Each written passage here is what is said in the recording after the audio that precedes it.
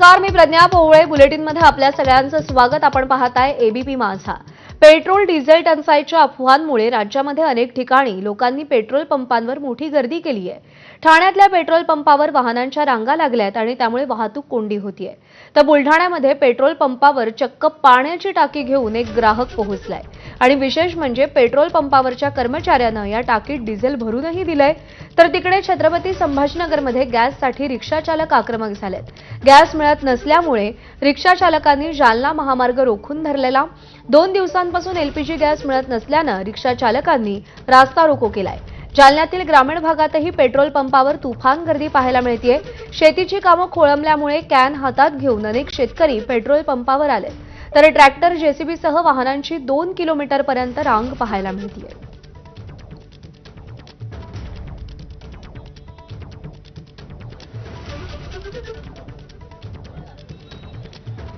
ठाण्यातल्या पेट्रोल पंपावर वाहनांच्या रांगा लागल्या, त्यामुळे वाहतूक कोंडी होतीये. अचानक पेट्रोल मिळणं बंद झालं किंवा भाव वाढले तर पंचायत नको म्हणून प्रचंड उन्हात देखील पेट्रोलसाठी लोक रांगा लावतायत.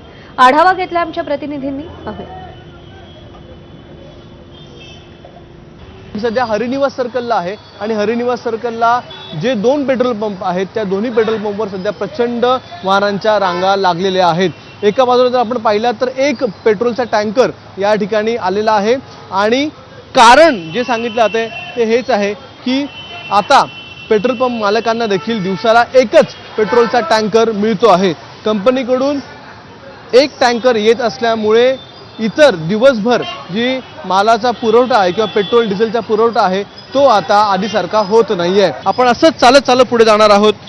ही जी लाईन आहे ती या दुचाकी चालकांची लाईन या ठिकाणी आपल्याला बघायला मिळते आहे आणि ही लाईन देखील अगदी 600 ते 700 मीटर लांबपर्यंत पोहोचलेली आहे. एका बाजूला हे एक पेट्रोल पंप आहे ज्यामध्ये या वाहनांच्या म्हणजे या दुचाकी चालकांच्या रांगा लागलेल्या आहेत.